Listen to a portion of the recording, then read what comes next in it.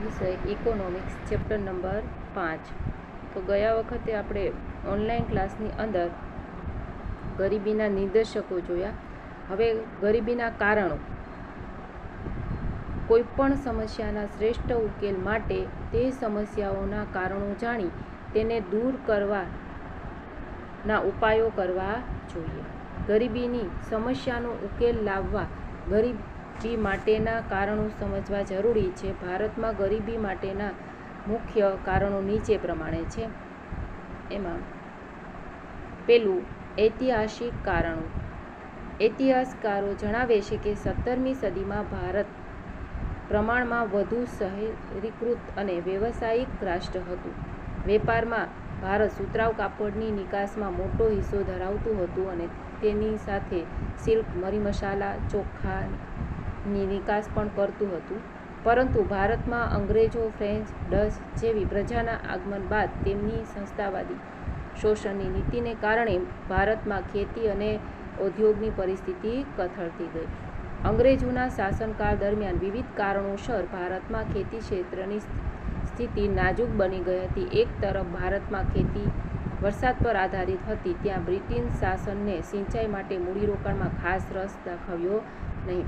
બીજી તરફ વારંવાર પડતા દુષ્કાળો, જમીનદારી પ્રથા, વધતા જમીન મહેસૂલી, પછી સાત પ્રથા વગેરેને કારણે ખેડૂતો આર્થિક રીતે પાયમાલ થતા ગયા અને જમીનદારો, સાહુકારો અને મોટા વેપારીઓ દ્વારા અપાતા ધિરાણ અને વ્યાજનો બોજા હેઠળ દબાઈ ગયા। ખેડૂતો જમીન વિહાણા બનતા ગયા, ખેડૂતો અને ખેતી બેહાલ બની, પરિણામે ગરીબીમાં વધારો થતો ગયો।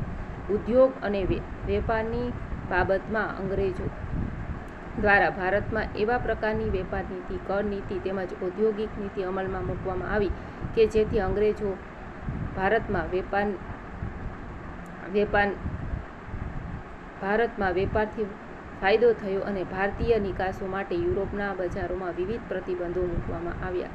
જ્યારે ઇંગ્લેન્ડના ઉત્પાદિત વસ્તુઓ ભારતમાં વેચાણ માટે વિશેષ પ્રકારની કર રાહતો અને છૂટછાટો આપવામાં આવી, તેમજ આ પેદાશોને દેશના ખૂણે ખૂણે સુધી પહોંચાડવા માટે રેલવેનો ઉપયોગ કરવામાં આવ્યો।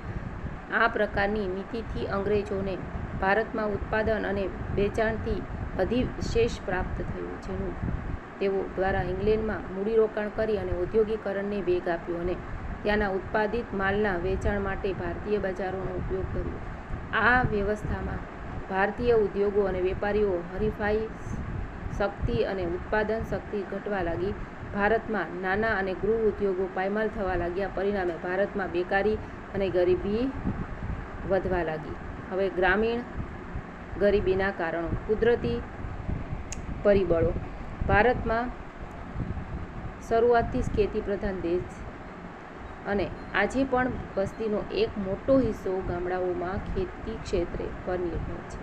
ભારતમાં ખેતી ક્ષેત્રે ઉત્પાદનનો આધાર મુખ્યત્વે કુદરતી પરિબળ જેમ કે વરસાદ, હવામાન વગેરે બાબત પર રહેલો છે અને હજી પણ રહેલો છે। વારંવાર પડતા દુષ્કાળ, વરસાદની અનિશ્ચિતતા, પૂર વગેરે કારણે ખેતી ક્ષેત્રે ઉત્પાદન અને આવકો ઓછી અને અનિશ્ચિત રહે છે, પરિણામે ગરીબી વધુ જોવા મળે છે। બીજું છે વસ્તી વિષયક પરિબળ। ભારતમાં આઝાદી પછી આયોજન કાળ દરમિયાન આર્થિક વિકાસ સાથે ઝડપથી સુધરતી આરોગ્ય સેવાઓને કારણે એક તરફ મૃત્યુદરમાં ઝડપથી ઘટાડો, કારણ કે આરોગ્યની સુવિધા વધારેમાં વધારે ઉપલબ્ધ બની, અને સામે પક્ષે જન્મદરમાં ખાસ ઘટાડો થયો નહીં, જેના પરિણામે ઊંચો વસ્તી વૃદ્ધિ દર જોવા મળ્યો।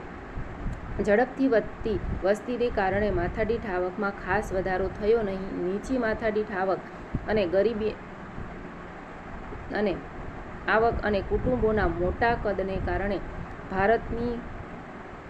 કારણે જીવનની ગુણવત્તા સ્તર નીચા ગયા। વધતી વસ્તીને કારણે શ્રમના પુરવઠામાં ઝડપથી વધારો થયો, પરંતુ રોજગારીની તકોમાં ધીમો વધારો થવાને કારણે વેતન દરો ઘટતા ગયા, બેરોજગારી વધતી ગઈ, પરિણામે ગરીબીમાં શું થયો?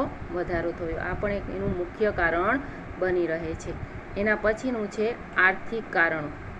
શ્રમ દીઠ નીચી ખેત ઉત્પાદકતા। ભારતમાં ગ્રામ્ય ક્ષેત્રે ગરીબી વધુ હોવા માટે એક મહત્વનું કારણ કે કૃષિ ક્ષેત્રે શ્રમિકની નીચી ખેત ઉત્પાદકતા છે. કૃષિ ક્ષેત્રે સિંચાઈની સગવડોનો અભાવ, અપૂરતી ટેકનોલોજી, શિક્ષણ અને તાલીમની ઉણપ, મૂડી રોકાણકારોનો નીચો દર, પછી વસ્તીનું વધુ પડતું ભારણ વગેરે કારણે શ્રમ દીઠ ખેત ઉત્પાદકતા નીચી રહે છે. પરિણામે ખેડૂતોની આવક નીચી રહેતા ગરીબીનું પ્રમાણ વધુ જોવા મળે છે. એના પછીનું જમીન તથા સંપત્તિની અસમાન વહેંચણી.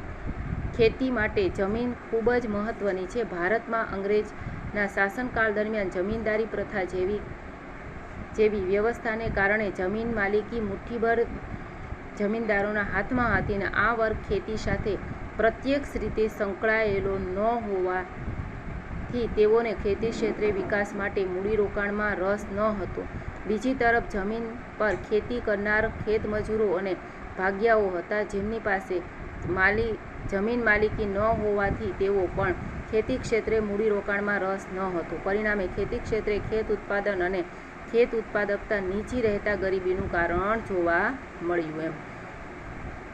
પછી નાના અને ગૃહ ઉદ્યોગનો અલ્પ વિકાસ. ભારતમાં બીજી પંચવર્ષીય યોજનાથી આર્થિક વિકાસની વ્યૂહરચનાના ભાગરૂપે પાયાના અને ભારે ઉદ્યોગોને મહત્વ આપવામાં આવ્યું હતું, પરંતુ ગ્રામ્ય ક્ષેત્રે નાના અને ગૃહ ઉદ્યોગો કે જેમનો રોજગારી, ઉત્પાદન અને આવકમાં ખૂબ મોટો ફાળો હતો તેની અવગણના થાય. આ ઉપરાંત ખેતીની સાથે સંલગ્ન ઉદ્યોગો જેવા કે પશુપાલન, ડેરી ઉદ્યોગો, મત્સ્ય ઉદ્યોગો વગેરેના ઓછા વિકાસને કારણે મોસમી બેકારી પણ વધુ જોવા મળે છે. તેથી ગરીબીનું પ્રમાણ ઊંચું રહે છે. ઝડપથી વધતા ભાવો આ પણ એક ગરીબી માટેનું કારણ છે. અત્યારે હાલમાં 2021માં કોના ઝડપથી વધે છે? પેટ્રોલ ડીઝલના ભાવ ઝડપથી વધે છે.